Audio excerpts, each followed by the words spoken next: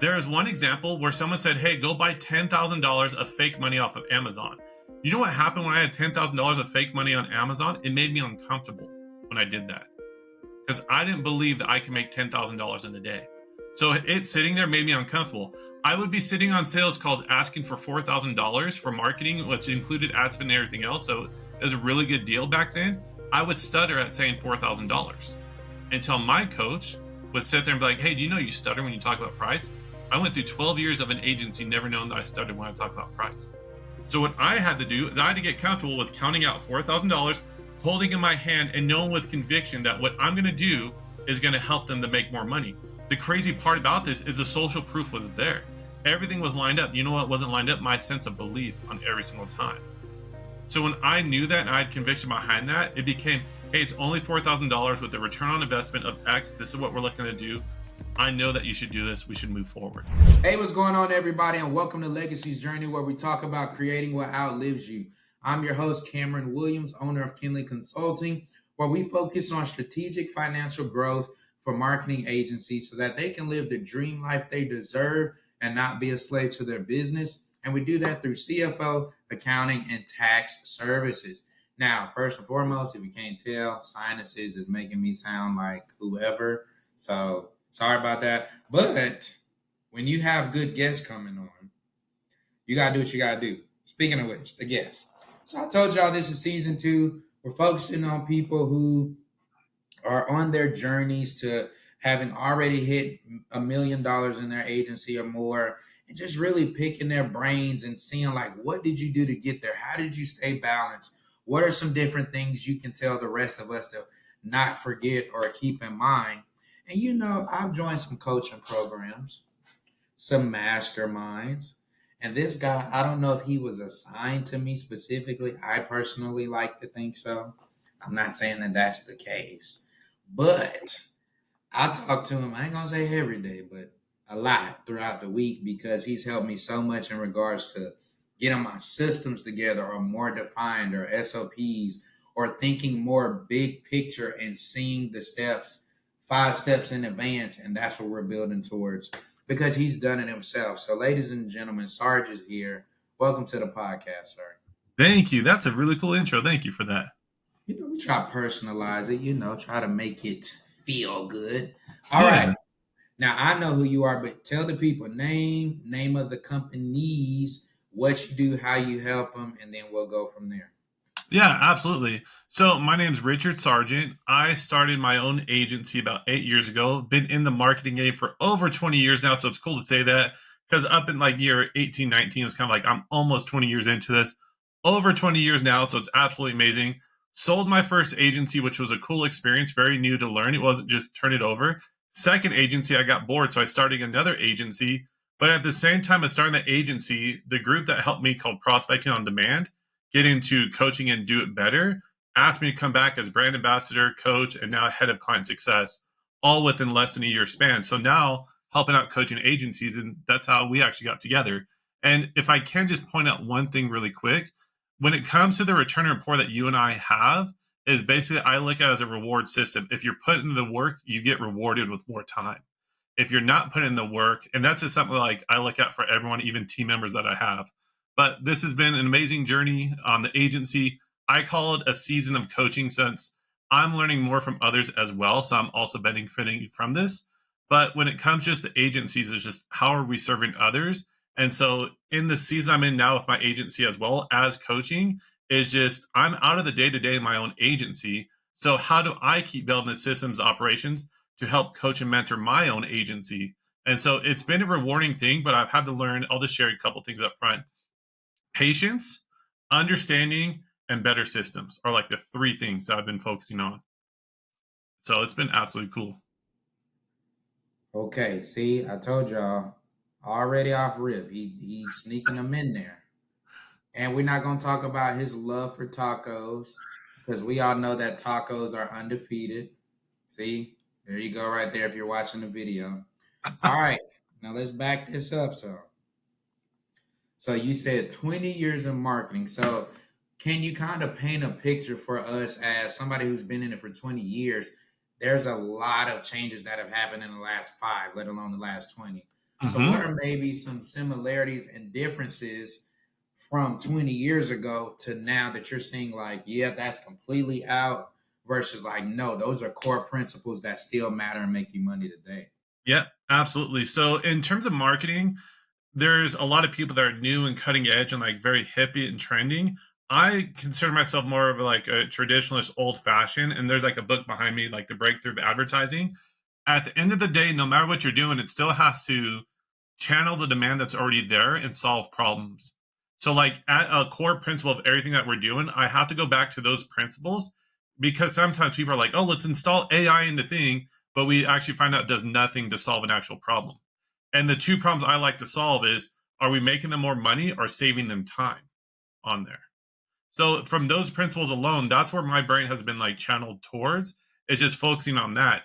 Now, I do want to back up. In the last 20 years, if we do a kind of a high overview, I was told in college that marketing will be billboards and print and all these different things. What they didn't know is in college, Facebook came out and I got Facebook access and I saw what the power of the world can achieve. I did Google ads when it was a penny a click. I wanted to drive down to Mountain View because I was only 2 hours away from Mountain View for Google, like Google's headquarters, when cost per clicks for Google ads became 10 cents. There are some keywords we pay for right now for clients that's $30 to $50 a click. So you can imagine seeing that progression of life happen.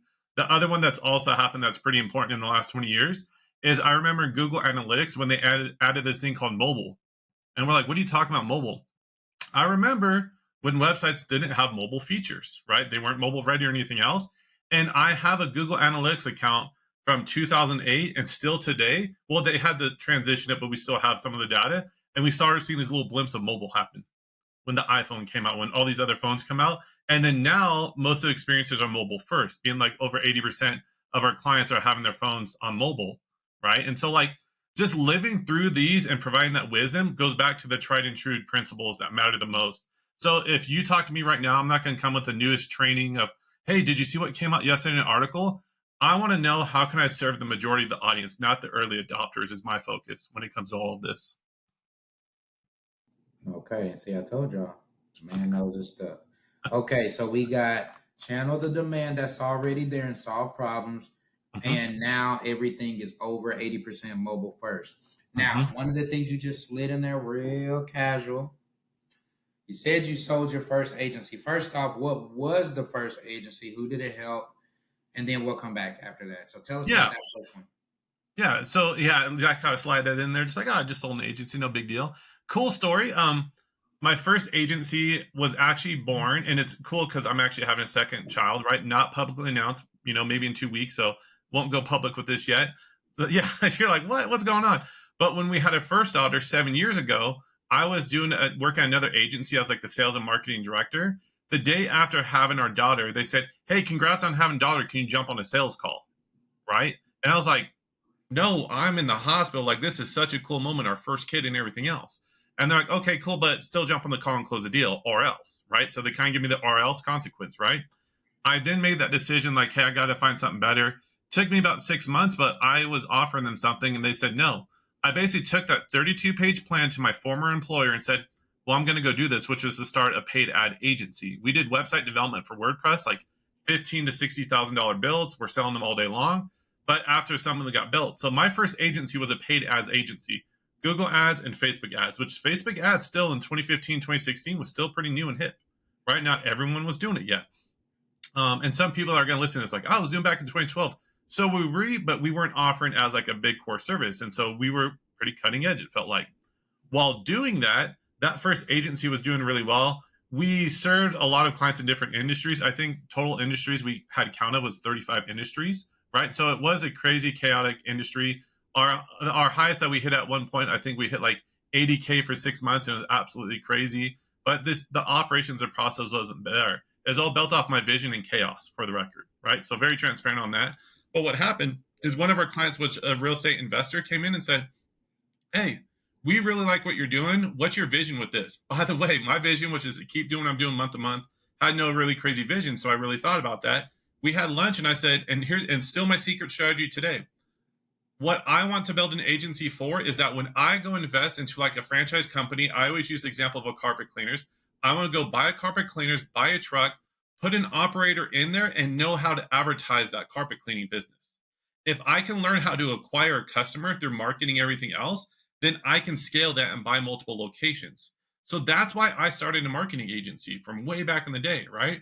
They said, that's a really cool concept, right? And they're a client at this time, right? But we started talking over and they were local to me. We started talking through that and they said, hey, do you want to know something? You only know one of our companies. Do you know we invest in actually 70 different portfolio companies right now? And I'm like, whoa, I didn't know that. And they said, we actually want to start our own internal marketing agency, but we don't want to start from scratch. We're potentially looking at buying a couple others or just buying one. What are your thoughts on selling yours? And by the way, that was never the goal. My goal was to keep my own agency until I'm 80 and beyond, right? I never built it to sell. And so they came with more financial um, aspects and everything else, and they kind of ruined me there because I didn't know how much I was paying in like software costs. I thought that was normal. I thought 4,000 in monthly software costs is normal. That's not, by the way. We got it down to 400, so that was crazy. So that was profit right there. But going back to it, is it was a 2-year period that was on the letter of intent for me to sell my agency. And what happens is they knew going into this in due diligence that I didn't have tons of processes. And so here's what happens. When I went to go sell that agency, they said, hey, we can go and buy this agency from you right now and turn it over to us, but it's only worth, and it was less than $250,000. It wasn't worth that much because they said all the processes live here, right? They said, but if we download this in the next 2 years, this agency has a valuation of over like $1 to $2 million. So we're not talking like $10 million agencies and everything else, but the run rate was really well. And they said, you have a high lifetime value of clients. You have a lot of clients that you've kept, but we need to build out more systems and processes. So before selling my agency, that's what really got me so keen. And now you're seeing the after effects of this. But before that, SOPs and everything else were a nightmare for me. I would never do that. Why? I knew how to do it. What else mattered? Right? But I never delegated it to others. I had to tribally teach them how to do it. But here's the thing, I would teach people how to do that. If they ever left, so did my SOP, because I taught just that person. It didn't live within the organization. So I spent 2 years and then another 5 months out, no, another 6 months, so 2.5 years downloading and building out the SOPs for them. Another point about selling the agency is that as I went and sold the agency, it took 6 full-time roles to replace me. What that means is I was doing 6 full-time roles poorly. It doesn't mean I was Superman doing 6 times the work. It means I was trying to hold on 6 things myself versus hand that off on there. And so that journey was probably the most painstaking. I did go through burnout, but at the same part, I learned like, what does it really look like to build something bigger than yourself? And so now that's my passion is how do I help something bigger than myself grow? That if I was to be there or not be there, it can thrive without me. So that's my mission now is just how can I build that with anything I do? You said, I love this. I was doing 6 full-time roles poorly. Mm-hmm. And I think the other piece you said was the first valuation was at about 250 grand when it should have been 1 to 2 million, all because the processes were here and not written out with people in place. So I think Mm-hmm. you should stay there because you know this from coaching. You literally probably help me with this every single day at this point, including Mm-hmm. myself. Why is it so hard to increase your valuation and not do these things? Because to your point, I'm making 80 grand, at least times 5 should do good. But then they're literally telling you, which shout out to them because they could have just tried to play you and be like, oh yeah, sure.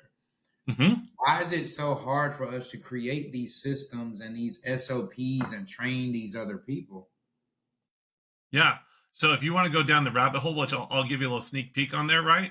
What was our examples of learning how to do that from others? I didn't have examples how to do this, right? So if you look at any aspect of life on there, and like, so I won't go too deep on this, right? I'll keep it business centered. But if you think about that, it's my past experiences of how we got here. I never had that. And so my goal is to kind of break those molds in life and help people understand. Because here's the thing there's team members on my team right now that are shining stars. But at some point, they're going to be alumni on there. And I might put them and name one of our rooms in our office, their name, even when they leave, right? Because they're going to do so well. But I want to help them to achieve that. I'm not trying to keep people stuck with me and what I'm doing. But how can I help build that as a bigger goal for what we're doing? Because no one taught me how to do this. So how do I break that mold for the next generation of the workforce out there, for the people building stuff, right?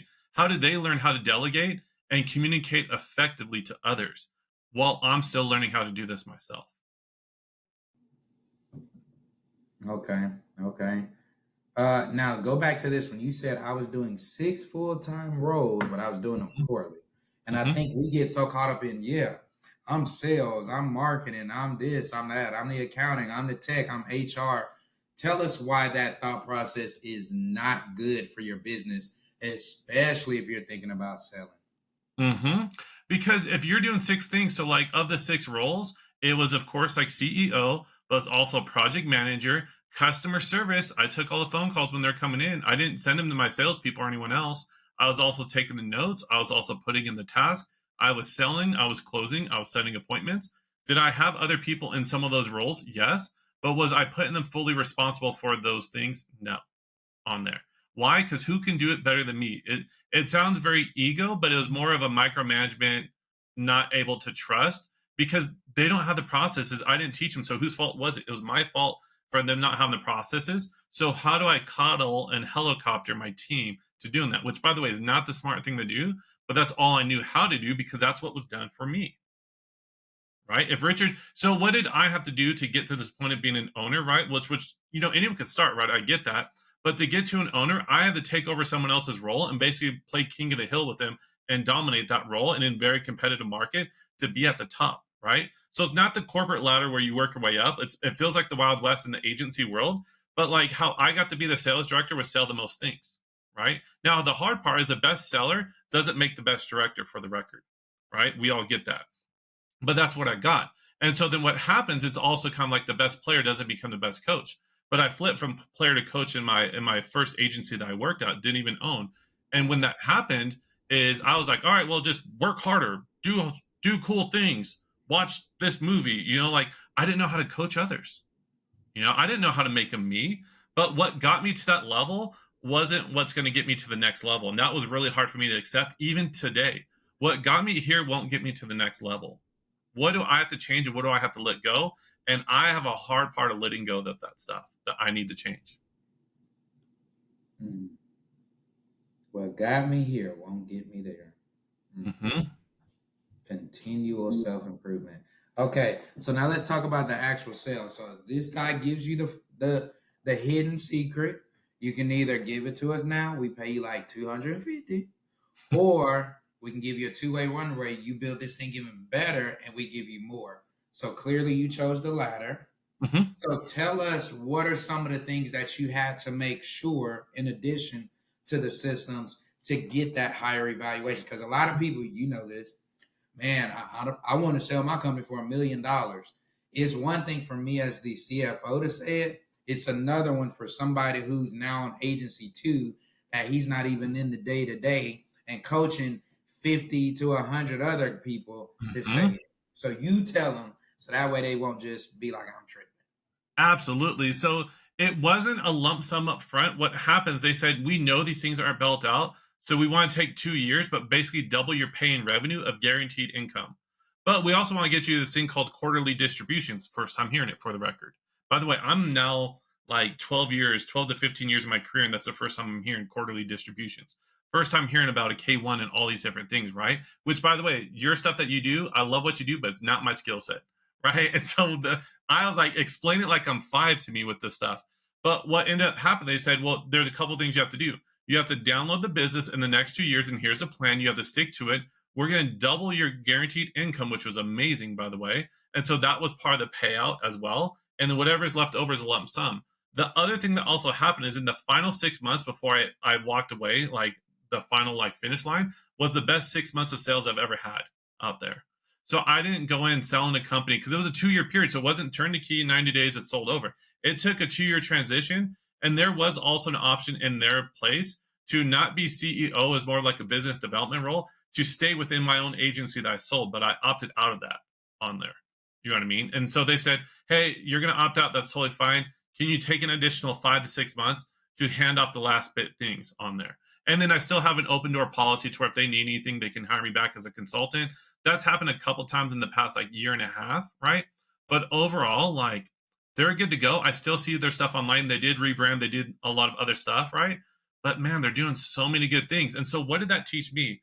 A sense of self and belief of what can I do to be better on there. So, how you structure is important, and make sure there's clarity on you leaving so that you're not in this weird space or like, should I help or not? Just make it super clear so that way it's okay to be the consultant and come back when needed.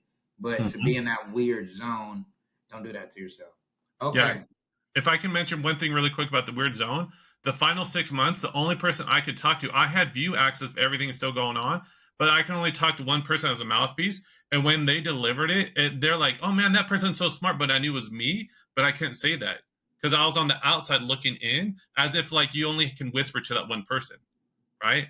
And so that was really weird because I stopped receiving the accolades for the good ideas that I was still providing. It went to somebody else who I was training and everything else. And for my ego, that was hurting for the record. So I just wanted to make sure that was there. It was an awkward transition that like messed with me mentally. But at the end, I understand why. Because here's the thing I'm selling off. They still want to run this. There's no sunset, farewell, goodbye. There's no retirement tour for me. This is a hey, can you see yourself out the back door? And we're not going to announce it to anyone else. Awkward. Oh, because of this, you put somebody in place, a CEO. Mhm. So they only figured out you were gone when you just didn't show up to the meetings and stuff anymore. Yeah, which they said, hey, they did say effective end date is this date and everything else, right? Hey, if you want to talk to Richard, here's his email going out and everything else. But we're assuming on this date that all clients and everything else will report to this person instead. You know what I mean? So there was a notice, but it wasn't a notice that you'll never talk to Richard again in this company. You know what I mean? Some people did reach out and we talked afterwards and everything else, right? Which is cool. But at the same time, there was no like going away party, retirement party. This was a like a backdoor sell the company off style, right? Which was and that was clear up front to me, by the way. And I agreed to it, but I didn't understand the effects of it. Because I was for their longest time, I built myself as their king and their leader. You know what I mean? Oh, I'm the greatest and everything else. Well, what point is when you're the behind the door, not the great leader anymore? You know what I mean? And so I So was how like, did you oh, deal with this? I'm so intrigued. So you go from being top guy, I'm Batman, to now I'm just supposed to be Alfred, make sure you good, and then mhm. I'm just supposed to go out back. Yeah, and Like, here's the hardest part too. While I went through that, I also moved another state that I've never lived in before. So I went through a lot of transitions in life. And so like I went through and I'm now in therapy, right? Not because of that, for other stuff, but like that's also a thing that I talk about because I would mask how I felt. I always put on the face of everything's perfect and good. You know what I mean? Oh, I'm great at everything. I'm good. Life is good, but I wasn't honest about that.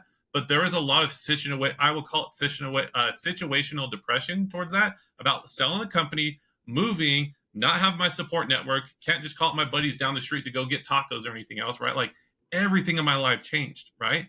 And I didn't admit it for like the first year that life is completely different. I was like, life is good. We're good. We're good. We're good. And I was like, this kind of sucks. Right. And so that's something that I never communicated even to my wife or my family or anyone else. And then when I learned how to do that, like to say the words I feel are the two hardest words for me to say. I feel, and then anything else afterwards. So, okay, okay, this is good because a lot of people don't talk about this, mhm, especially in the business world. So now, yeah, okay, you putting on the brave face, but I know there's one person who's like, you not fooling me, buddy. yeah. And so, how did she take this, or how did she help you through this? Because to your point, I feel is not in the man dictionary. It's just not. Yeah. I'm just being honest. So, how did she come in and play a role? Because I know you're gonna be like, she came through, but what did that look like? In case somebody right now is either going through, hey, I'm about to sell it, or hey, I was CEO, but now I'm just a background shareholder, and they're struggling with those adjustments. Yeah, I think the hardest adjustment is I built life around me versus building life around business or family or anything else. And so, like, when I removed myself or my identity from that, that was the hardest thing to do. The thing is that my wife is super loving and supportive, but she didn't know how to tell me no in certain situations. I knew how to frame or control situations versus I got asked a question in a therapy session. Hey, what would it be like to be married to you? Would it be exhausting or would it be fruitful? Fudge. You want to know how hard I cried? I cried. Yeah, that's the hardest question I heard, right? And I am upfront about this. I want to be an advocate of mental health, ADHD, everything else around that, right? Because I just I never realized my self-awareness over the top every single time. But when that stuff started playing and I started listening and understanding more of what it was like, honestly, I feel like I get a second chance at life with all these things happening now. And so through the transition of business, life, and everything else, I'm now in a season of just gratitude of understand like what does it take to really be a better man in life? Husband, father, everything. So dang, that reminds me of what my wife said because it's to your point. Like it ain't that they didn't want to help, but they didn't quite know how to because my wife said all the time. Like yesterday, I had to make these choices, which I'll tell you about later. Yeah. And she says that what's the word? I fixed it on my own instead of being willing to come and lean on her so we could work through it together as a team. And I'm just like, I didn't want to just sit there in it for the whole day. Like I had my moment, okay, prayed about it, sat still, got quiet, and then made my choice and move. So Mm-hmm. this is the stuff we don't talk about. Yeah, and this is the stuff that I want to be on the topic of like if people can get to this level of understanding, then you can learn from it. Because the other thing I bring up and where I give more patience to others along with myself is where were we taught this to have these emotions or communications that are uncomfortable sometimes? Where did we learn how to make decisions together? Where did we learn like because in my family, and I won't get too personal on here, but like I didn't see my dad cry until 18 until he went through something pretty bad. You know what I mean? And then when he did, I was like, hey, you gotta stop crying, fool. We don't cry. Men don't cry. You know what I mean? I was pissed at him for crying. You know what I mean? But that's how we grew up. And so now looking at this, and I'm grateful to have a daughter first because I learned a softer side and she is highly in tune with her emotions and she's able to communicate them. Right. And then here's dad over here masking any troubles or anything else and not sharing, all through the journeys of business and everything else. When we went through hard times and pandemics and all these different things, I took it all on my shoulders and didn't allow her to have an opportunity to help solve it. But you know how many times I come up with 100 ways to solve something and she'll think for 5 minutes and her solution is the best solution out there? And all she did was process through it. So if I don't work through my wife on these decisions that affect her and family and everything else, I'm not giving her an opportunity to shine. I'm really diminishing what she can do on there. And I'm telling you right now, if I take the last 10 decisions we made for her family, 9 times out of 10, they're hers. But I will hold on to that 1 out of 10. I'm like, that 1 out of 10 is shiny for me. You know what I mean? Because 9 out of 10 is she's just like throwing down amazing every time. And so why am I going to make decisions on my own? If they affect both of us or more. That's just a free love, marriage and family therapy for y'all right there. He just try to help you. This is why we bring them on. Okay. All right. We went there for a second. Now all right. So we moved to a new state. Mm-hmm. We're starting to work through these things. And now you get the idea or the itch to start number 2. Mm-hmm. So we start agency number 2. You immediately say, these are the things that I'm doing different. What are they? Yeah, first things first, not be the leader on anything I do in terms of like the responsibilities of prospecting, selling, everything else. I started putting other virtual assistants and other team members in those spots and coaching them right away. This is even before coaching in an agency setting. So when I went to go, the only reason I would ever start my own agency again was for the premise of how do I build an agency again that doesn't rely on me day to day. So it's not that I figured out how to do this, but when I figured out how to close deals or sell and like redid this, is I had to rebuild those processes, but know that once I like got really good at it, I wanted to put someone else in that place. So I didn't build the agency around me again.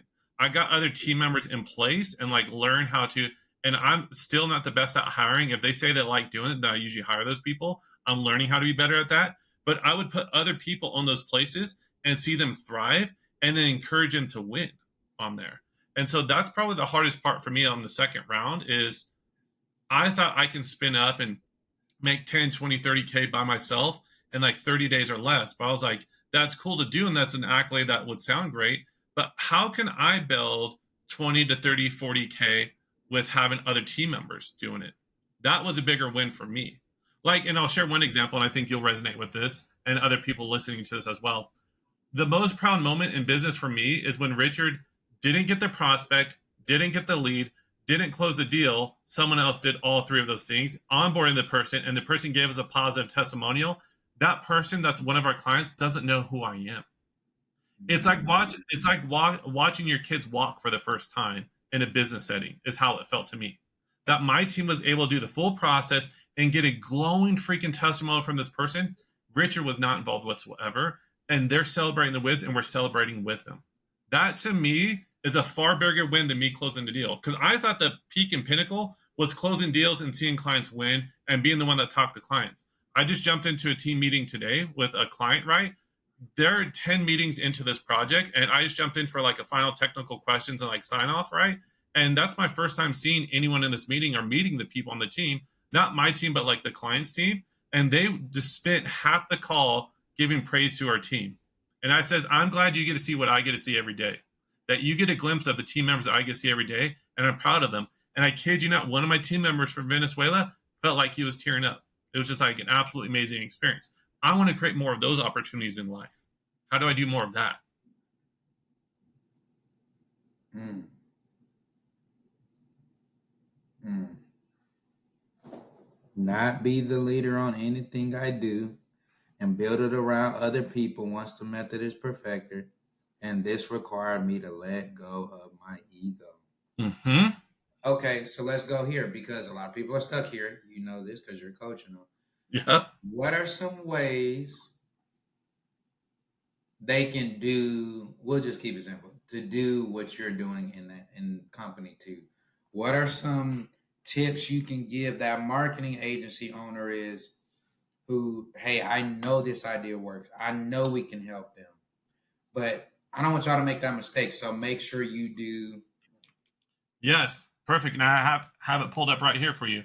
I give credit to Dan Martell for this, for Buy Back Your Time and other books that he has, but he shares something called Teach Not Tell. Now, I'm going to give how nerdy I am right now. I saw a TikTok video on Teach Not Tell. I saved the video. I uploaded it to my Loom video. I grabbed the transcription, then wrote out the SOP for that with the prompt, right? And here's what the prompt basically does.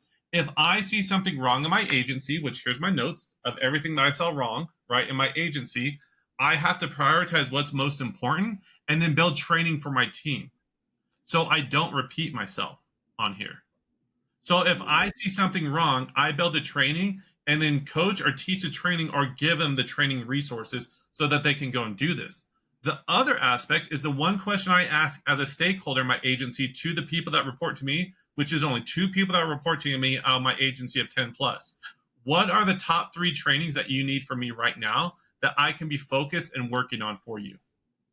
So just because I see something that's wrong and want to build a training for it, I show them the list of stuff that I can train on or go build out. They give me the top 3, so I focus on their needs first. I don't go build a training just because I think it's the most important thing. I go build what they need. And as I build what they need and train on what they need, it will live there forever, as long as it's relevant. All right, those are your 3 ways. Teach, don't just answer the question. And see, I'm guilty of this, so I'm gonna just raise my hand I've because been there. it's so easy to just be like, "Oh, hey, so and so asked this question. I went on and answered." Nope. Hey, when they ask a question like this, what they're really trying to get at is this: we need to be forward thinking and blah blah blah. What are the top 3 trainings you need from me? And let those be what your manager level or C-suite level people are telling you they want versus just this is what I think you need to fix here, do it. So I think Mm-hmm. those are super key. All right, let's stay right here on company 2. So how do I want to ask this question? The $1 million agency figure mark, news flash, award show, etc. You've done it, you've seen it, you've built it. You're probably on the second time you've done it. Mm-hmm. Common mistakes you see people making that are trying to get there, but they don't even realize they're doing it. Like, I just joined POD or personal one-on-one coaching with you. I've told you all my business, let you see everything. I want to make $1 million. The first things that you're seeing that are pretty consistent are what that's stopping them from getting there. 3 things. You ready for this? A sense of belief that they can actually do it. Their mindset towards it is a scarcity versus abundance, is the first thing I see.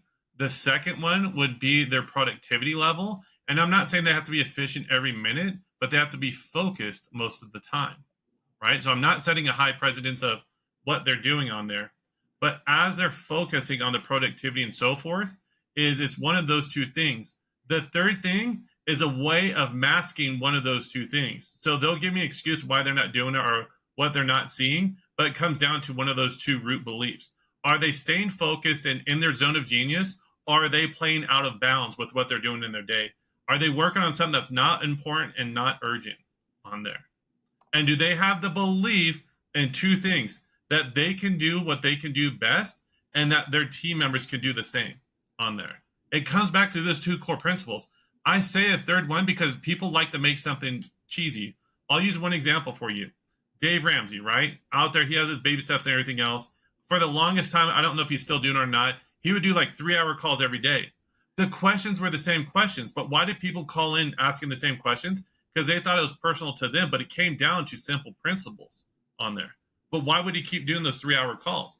It's the same thing when people come to you saying, hey, I have this issue. Like I had a call today where someone's like, hey, I have this big issue that I don't think you've ever heard before. You know what it came down to? A sense of belief in his conviction and confidence is what we got it down to, is what needed the fix. And he walked away saying, I'm thankful that you said that because I thought I was trying to handle something that I could not see. And that's impossible, right? So now that he understands what he can work on and do, he can now move forward and take action on it. And he even ended with a smile, which is cool. Sometimes it's hard to give people smiles when you're telling them some pretty hard truths. I can see that. But okay, let's go. Let's hit all four of these. Belief they can actually do it. Hmm. But isn't that person who's telling you, I want to, they believe, or maybe not. No, Okay, so no. maybe, so They just have because a I say I hope. want to make $1 million. They have a hope and a dream to make it, but they don't believe because they've never seen it in themselves. There is one example where someone said, hey, go buy $10,000 of fake money off of Amazon. You know what happened when I had $10,000 of fake money on Amazon? It made me uncomfortable when I did that because I didn't believe that I could make $10,000 in a day. So it sitting there made me uncomfortable. I would be sitting on sales calls asking for $4,000 for marketing, which included ad spend and everything else. So it was a really good deal back then. I would stutter at saying $4,000 until my coach would sit there and be like, hey, do you know you stutter when you talk about price? I went through 12 years of an agency, never known that I stuttered when I talk about price. So what I had to do is I had to get comfortable with counting out $4,000, holding in my hand, and knowing with conviction that what I'm going to do is going to help them to make more money. The crazy part about this is the social proof was there. Everything was lined up. You know what wasn't lined up? My sense of belief on every single time. So when I knew that and I had conviction behind that, it became, hey, it's only $4,000 with the return on investment of X. This is what we're looking to do. I know that you should do this. We should move forward. And they're like, I agree. Let's go. Let's move forward. Deal's done right there on a one call close. Right. But before Mhm. that, oh, this guy just, he fumbled that and everything else. And just subliminally, like, he's not confident in $4,000. That's probably the first time he's ever offered that. Why am I getting charged $4,000? Set it for 20 calls, but stumbled through. Sold a couple of them, right? But there's a lot of them that I didn't close because my conviction and belief wasn't there. I was scared of money. Mm, I was scared of money.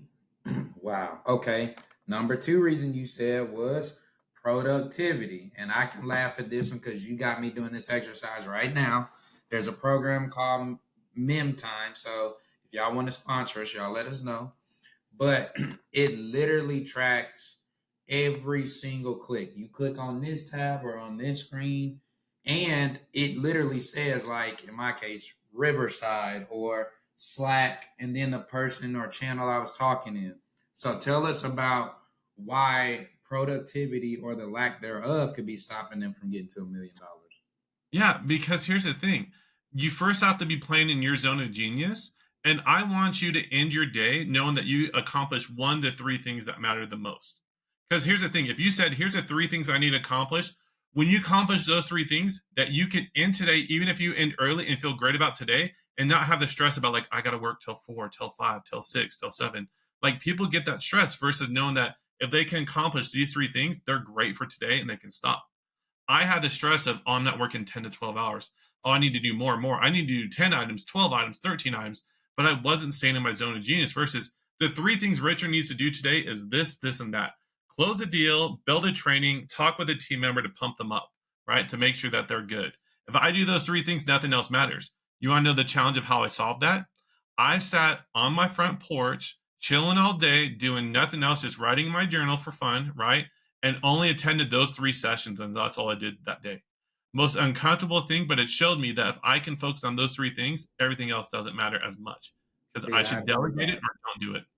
I'd freak out because I'd be Yeah, like, same. okay, I did those 3 things, but now I got more time, so there's something else I could be doing.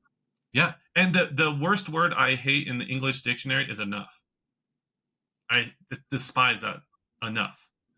Am I doing enough? Am I doing this? There's a Why do you book despise it so much? because enough is not it's enough is driving me to try being perfect. Enough is something that I try using to say I need to do more. I'm recognizing the gap in my day of not being perfect versus understanding the gains that I've made in my day. So there's a book called The Gap versus the Gain. When someone recognized that language from me, it changed my life because they said, "You got to go read this book." I bought that book, read it in a night, which took forever. I listened to it, but still took a while. It took like 8 hours, 6 to 8 hours. But I then gave him a report the next day. He says, "Now you can welcome life in a better way of abundance." The reason why is because no matter how well I did in that day, it wasn't enough. I didn't do Mm. enough. I didn't do the best I could. And here's the thing, this is even back before realizing that I have ADHD. I didn't realize till 36. By the way, I'm 36. So I didn't realize until like just last year, like the end of last year, right? Like 7 months ago, that I have ADHD. So I've been trying to live this perfect focused life my whole time because that's what we're told everyone does. Everyone's perfect focus and making millions. Okay, well, why can't I? You know what I mean? I've Right. sold agencies, I've done all these different things, but then I like to explain ADHD to people is it's like having 30 channels go off in your head, but you don't control the remote. You don't know what's going to happen next. That And so is actually true. yeah. And so by knowing that and everything else now, how do I build patience and better systems to keep me on track to my 3 things? How do I build up the dopamine and confidence to go do those 3 things? When I get off track, how do I get back on track? What can I do? Right. And so those are the systems I'm building even for myself to be better, but also understanding that when I finish, I'm done and I should be grateful of the gains I've had. And you know how I recognize the gains I've had? I document them, I write them down. Because here's a challenge I would give to you and anyone else that listens to this, right? Do you remember what you had for lunch yesterday? Probably so, right? Yes. Takes a second. Do you remember what you had for lunch last Friday? No. So here's the thing. If you don't remember last Friday, then you probably don't remember 2 Fridays ago, 3 Fridays ago, 5 Fridays ago, right? I skipped four. I Correct. don't know why. But here's the thing. What happens if you had a win that you had last week? Do you still remember and feel it right now? Or is it gone? No, I feel it because it was last Monday.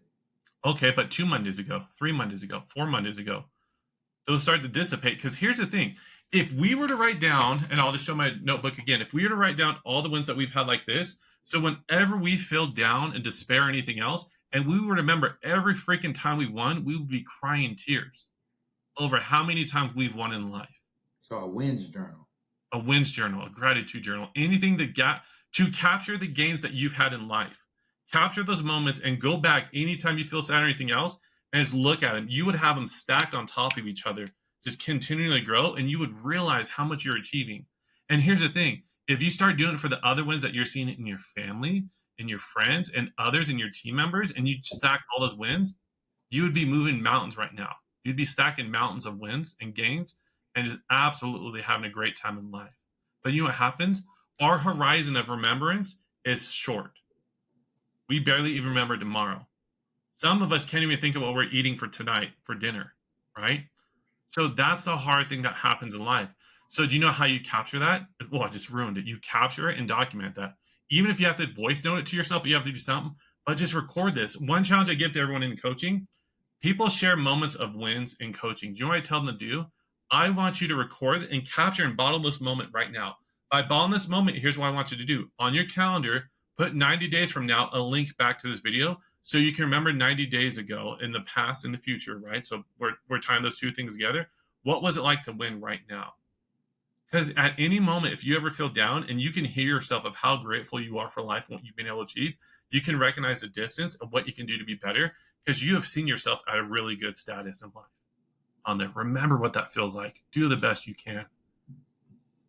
You know, I feel like I heard this with Dr. Attaway, so shout out to Dr. Attaway. Good The guy. Wins Journal. Okay, this is really good. Okay, let's keep going. So back to my notes. All right, we're on number 3. So why aren't you $1 million agency? You really deep down don't believe it. Hmm. Productivity, or you think I always have to do more and more and more, so not picking the right things to focus on. You said an excuse for both of those. So now I'm scared to ask you because I know you finna crack me up. But what does that look like? Because I'll use myself.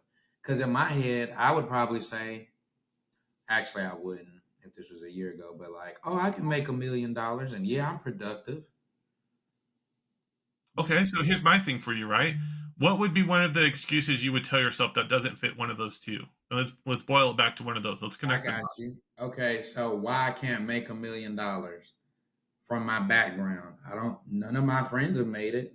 Nobody on that same level or age bracket that I know is making it. So Hmm. out of all the people, me? Hmm. But are you saying that's a third excuse that we tell ourselves? Because I feel like you're already saying that that's tied to a belief. It's not a productivity issue. It's something that you have never seen before and you didn't grow up with, right? You didn't. What's it called? The silver or golden spoon in your mouth? I don't know what it's called. But like you didn't grow up with that. I didn't grow up with that. So we don't know what that looks like, right? But when you look at the culture and everything else that you grew up in your communities and so forth, you didn't see that in there, right? But with the people you know and everything else, are there others that are doing that that can install that belief in you and build that confidence in you? There's probably one person that could pop up in your head right now that has showed you your true potential at one point in your life, even if it was just a glimpse. Peeled back the curtain, right? That's true. That's true.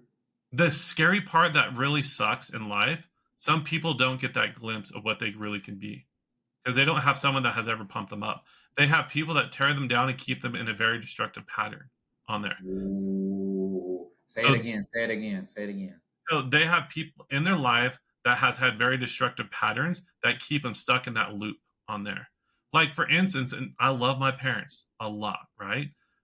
But if I'm going to ask them how to make $1 million and they never made one, why am I asking them for that advice on there, Mm. right? I can ask for the wisdom and guidance on a lot of things in life, but maybe that one they might have some very scarcity mindsets towards it, right? And so that's not the person that I should ask for that. Right? I can ask them what helped them to get to where they are today, but at the end of the day, I gotta lean or find out something that I can do. But there's been people in my life that helped me to build in my belief and confidence in myself by showing me a mirror of what I'm doing, right? And showing me how I'm stacking up to get there. It's not clear steps or anything else. Sometimes it feels like we're trying to build a ladder out of leaves that if you step on, they're going to flatten. So, how many leaves do you need to stack up to build a step in life? That's what the principles need to show. But here's the thing, and I'll go back to this. Some people never get that curtain open up to see what they really can become, right? Mm. I still identify this because I was talking with my sister about this yesterday. Hmm. Or, yeah, it was yesterday with my wife. Because we were saying that same thing. Because, long story short, we adopted, my mom adopted. And so Hmm. you think about that, like coming from this background, and man, she only knows this type of behavior. Like, what could we do to show her these other possibilities and hope that that will jolt her into? But if you keep making the excuse, okay. Last one. You said, do they have the belief that their team can do it? Because, Hmm. to your point, hey, I built the company. Can't nobody do it as well as I can because I'm the one who went to school for it, and this is my vision. That's stopping them from reaching the $1 million because Because the thing is they also don't have the resources or the beliefs in themselves, and you haven't transferred that knowledge. Okay, so SOPs and everything else is a transfer of knowledge and power on there. If you can transfer that, you give them more ammo or resources to make a difference. I always ask this simple question to my team: what other resources do you need? Is it other team members, skill sets, training, budget? Like, what do you need? And we go through a couple of those to find out what they need. And I'm asking them to communicate better versus holding it in and thinking they can do everything. Because they now have an example of someone that's done that and it didn't work for them, right? It didn't work for me to hold on 6 jobs. And so now when we ask them to brain dump and we ask for clarity on what they're doing that's in their zone of genius and what's out of bounds, right? They get more clear on this and they get here's the best release you can ever give a team member. Identify their zone of genius, right? As you identify their zone of genius and you find out what's out of bounds, when you can hire someone to delegate for them and work with them to delegate that off somebody else and they get more time in their zone of genius, And they see that and they peel back that curtain to see that they no longer have to do that, that there's someone else that enjoys to do what they don't do, and they collaborate and they work together. Do you know how much joy that person has?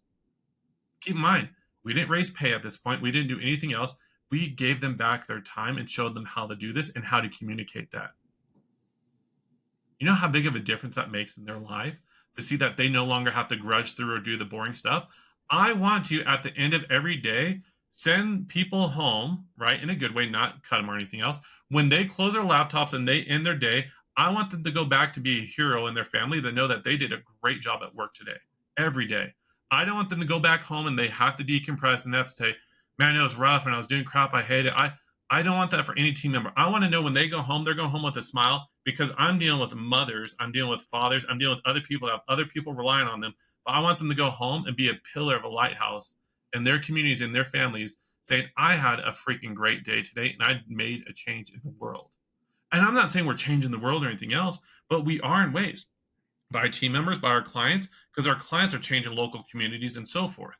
So it does tie back. Now, if you asked me this whole principle I'm talking about 3 years ago, I could care less. I did not care until I saw the impact it has in others because my social ability to understand others wasn't there. I felt like I was on this different spectrum of just like horse blinders. This is what I do. Everyone else will follow. We'll make great stuff out of this. But now when I know people are going home and have great times, because I have Facebook friends that are team members and I see them winning at home and they're getting off a little bit early so they can take their families to go do cool things, that's a win. It's not saying, oh, I'm so glad they stayed overtime today to go finish that project. No, them even taking a day off for their birthday and us celebrating their birthday and they're having a great times in the Philippines, that's a win. Can we create more wins? Is there stuff we had pop up for them today? But guess what? That can wait, and we can communicate that to our client that can wait. Now, do we tell them the reasons why? No, but we know we're not going to bug this person because they took a day off for their birthday so they can go celebrate and have a party. But we're not going to bug them. You know what I mean? They're going to get that day because they deserve that day. I love this because I can attest he did do that for me. One of the not the first things, because the first thing was Cameron, you need to get them systems and SOPs. But I didn't know after your birthday, by the way, but go ahead. now go ahead, tell your story. This your episode. No, it was just funny because I was definitely like, I'm a very big in follow up. And so I was follow up on stuff. And then like Facebook popped up and birthdays and all these things. I'm like, give him the day. Like I was like, put on the brakes, stop, pause, go for it. I mean, he was just like, hey, you need some SOPs. And he was like, you need to tighten up them processes. So then after I got that, then he was like, why are you doing these things? Do you enjoy doing that? I'm like, no. You know who can help you do that? You need an executive assistant. And I was like, me? And you know, I am here to say 45 days in or 46 as of today, may go on record for being maybe, I ain't gonna say the best hire ever, but she may be top two. Cause I mean, she's a beast and she's getting better. And I think it was you who told me that like the first day you hire them is the worst they're ever gonna be. They're gonna get better every day. And I mean, that's a whole different thing, but like she's killing it right now. So Yeah. okay. All right. So we spent so much time on the two businesses. We didn't even get to you coaching because, of course, a lot of agency owners are listening to this. I would say, what are some things they can do to fix their business? But I feel like you, between how to get it ready to be sold, why you're not making the 7 figures, I feel like you've done that. I got a point for you. Okay, go. If you are thinking about coaching or you're in coaching right now, do you know it's the one thing I ask everyone when we do a kickoff call and I remind them of? Pour into us because we're going to pour into you. Don't hold back. Come in honest. If you're not honest yet with yourself, do that first. Then be honest with us, but squeeze that sponge. Let's get every ounce that we can. Do we have to get every single one? No. But I don't want people coming in feeling like they're high and mighty or they're anything else. You're here for a reason. Let us know why we're here to help you. Don't mask it. Pour in as much as you can because then you'll get, our goal is that for every hour you pour in, you're going to get back tenfold. We want you to be able to maximize your time with everything else. And so that's been a thing that I've been championing recently is just that thought process. Because there are some people, right, in coaching, and I've seen this in various coaching everywhere, right? So it's not just in the coaching we're in right now. They come in and they ghost. and we're chasing them down. We're playing detective the whole time. It happens. Why? Because of one of those two beliefs, which we won't go back into, a belief or productivity. They thinking that just by purchasing and starting the course and reading some stuff and watching popcorn and not taking notes, that they soak it in and that they're good to go. But I treat it like a personal trainer. Is that when we're working with the people we're working with, so it is very high touch, right? And you can attest to it being high touch, right? It's not just like, oh, don't talk to us, and everything else, right? It's one of those things that as we're working through this, it's just almost like a personal trainer that can help correct the technique and everything else that you're doing on there. Most people aren't coachable. They have too much ego or pride in the way of being able to change. Even So if they're paying you money? money's not the thing. That's the craziest part. It doesn't matter how much pain happens. You can be paying $1, you can be paying $10,000 a month. It doesn't matter if the person's not willing to change because that money hasn't dictated how much they're being willing to coach, right? I got coached one time on something that I disagreed with, but I made sure to be vocal about it versus, oh, this person sucks. I'm not going to do it. You know what I mean? Be vocal with where you are because here's the thing that I like doing, and I think you've seen this several times. I like to identify the very beginning level and the very mastery level of what it is, and then where you are between with everything that we're talking about. Because I need to start with where you are to help you take the next couple steps so I can get you crawling, walking, and running. I'm not trying to say, oh, you're starting stage 2, start running, or assume, based on what you're saying, you're halfway there. Because guess what? There could be stuff before the halfway point that they're still struggling with that we need to go and address so that they can move forward with confidence. Most people that join coaching or anything else or masterminds, they come in what I call peacocking it. There's boom, I'm the best ever, versus I'm going to come honest and vulnerable. And I've been in mastermind groups and everything else before where that was the case. And so I struggled in there because I felt like I had to be the king of everything else because that's what everyone else is doing. Nice suits, traveling to Denver for this mastermind. I won't say mastermind's name, but like all these different things. And I felt like I couldn't be real and ask questions because everyone else knows how to do it. So it didn't work out for me. And then when they started getting real with me about what I needed to do, I want to in turn that for others into where I can help them achieve those same goals that I was able to achieve through mentorship and coaching. But what about those people who are like, well, Cam, I'm not trying to hit $1 million yet. I'm Yeah. just trying to get to the 30 and 40 grand. I Mhm. got this idea. I'm pretty sure the offer is tight, but it's taking me a while to get there. What do we tell these people? Because I feel like, and this is just from even the number side, Mhm. how we deal with a client that's below 20 grand is way different than the one that's Yeah. at 100 grand per month. So, like, what would you encourage them to do or focus on or tweak so that they can get to those 20, 30, $40,000 months? Yeah. So wherever they're at now, remember it's going back to the principle. What do they need to change now? What do they need to let go to get the next part? The hard part is if they try and do this on themselves, they start running the same lap. Now I don't know if you've ever like because me, I'm not a big runner, but if you ever run a lap and you run 4 of them, you get a mile on a track, right? But sometimes in business, we run lap 1 and we have to repeat lap 1, but we're not noticing that we're repeating lap 1. We feel like we're getting a mile, but we're staying in that first lap on there. I want someone like a mentor or coach to be able to come in there, pull them back, put their arm around them, and be like, are you seeing this from what I'm seeing from you?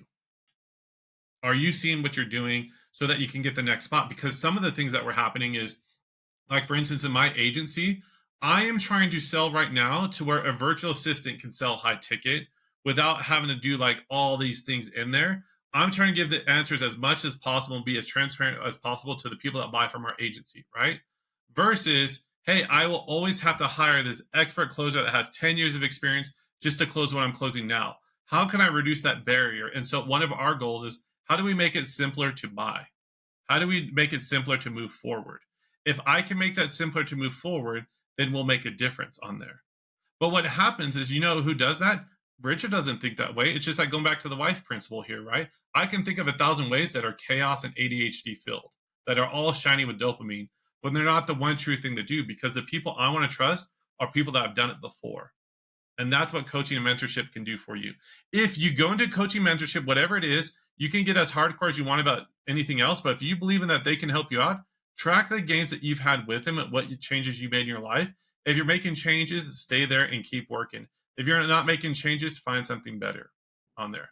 But I can't tell you how many people say, well, this just didn't work out for me, but I barely touched it. Whose fault is that then? I have seen it several times in different scenarios.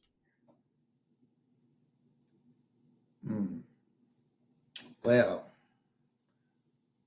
I think that's a good stopping point because I want to go into some other stuff, but I'm like, we could talk about how you keep, the fire going with Babe, date nights, but I already know the answer, just what's the newest taco place. So no point in asking that.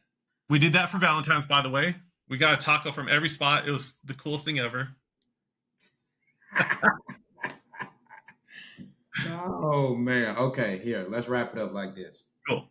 If people are like, bro, Richard, that's me, like you describe me in like that transition or trying to work with my agency or scaling it or SOPs, how can they reach you? So again, tell them your name of the company or whatever you want to push right now. What's the links? How can they reach out if they just wanted to connect just because you're the coolest person ever, or they want to meet up to do tacos? Like, tell them how they can meet with you, how you can help them, the whole nine. This is your time.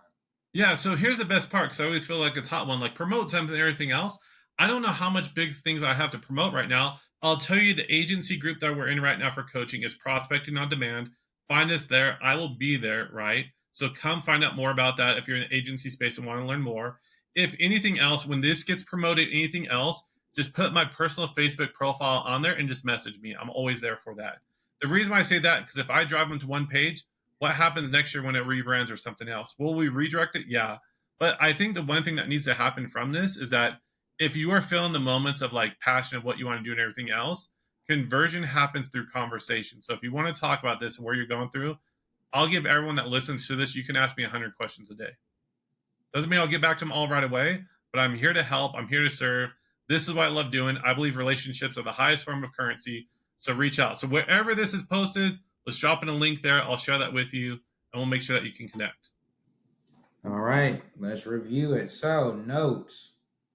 All right, 20 years in the game. Sold his first agency, which was Google and Facebook ads agency. Some of the big things he learned from that whole selling acquisition process, that he was doing 6 full-time roles poorly. The first value, which this guy was so nice, by the way, to tell him, hey, right now, if we were to buy you, you'd only get like 250 grand. But if we do you a track and allow you to work on it and put these different things in place, you can literally get 1 to 2 million. So how you structure is important, and make sure that there's clarity on when you leave. What are the expectations? Am I completely out? Do you want me back in a consulting basis, etc.? Things, how I want to word this one. Things that are the same from 20 years ago is channel the demand that's already there and solve the problem. And now over 80% is mobile first. So of course, y'all know that, make it optimized. Things he learned in company too, which is the current one. Try not to be the leader on anything and build it around other people once you've perfected that sales method or close method. And try your best to let go of ego. Don't let the company wins be all about you, but let the company wins be about your team succeeding on that close or handling that client call without you. He talked about when you're doing that, he shouted out Dan Martell, teach not tell. What are top 3 trainings you need from me? That's what you're asking your top level CFO people or C level people, and build a training on what they need, not just what you're kind of peeping in and seeing from the outside. Why are you not $1 million agency? And we spent the whole back half of the episode on this. Believe people that aren't $1 million agency believe that they can't really do it somewhere subconsciously in your mind somewhere. They think they're being productive, but they're not actually doing things that move the needle. They have an excuse for those two. So in other words, you're blind to the fact that it's those two. And or they don't have the belief that their team can do it at that level that they can, which we all know is true and false. True because you're the only Cameron, for example, but you can get them to do it at least 95%. So much there. We talked about the mental health, the transitioning when you're selling things, and what does that make you feel like. It was so much in this episode. You guys need to check it out. Share it with a buddy. I feel like if you're an agency, just hit the share button and share it with another agency. So many good things here, guys. These are the types of people we want to bring on the episodes that are going to be your people that you can relate to, understand your journey, your struggles, and how to keep the balance. So, Richard, thank you so much for coming on. Guys, if you want to connect with them, reach out to them or even join them in the coaching side, right? Because you could be getting this on a weekly basis if you just join this coaching. Daily basis, am I right? I ain't want to put you out there like that, but low key facts. So, with all that being said, guys, we're going to end this episode. Make sure you share, like, subscribe. Until the next episode, we'll see you guys. Take care of yourselves.